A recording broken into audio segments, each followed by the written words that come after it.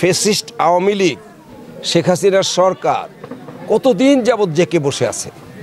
তারা সকল নিয়োগে নিজেদের লোক নিয়োগ করেছে নিয়ম নীতির বাইরে।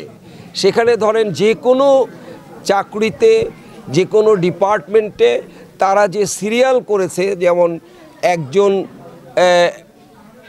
যে মূল পদে আছে সে তাদের লোক, তার সেকেন্ড ম্যান তাদের লোক, তার থার্ড ম্যান তাদের লোক, ফোর্থ ম্যান তাদের লোক। তো এই 3-4টা গভর্নমেন্টে তারা এক নাগাড়ে থেকে এই যে একটা জাল বিস্তার করেছে, এই জাল ভাঙার জন্য সরকারের যে আন্তরিকতা, যে ক্ষিপ্রতা দরকার ছিল সেভাবে সরকার শুরু করে নাই।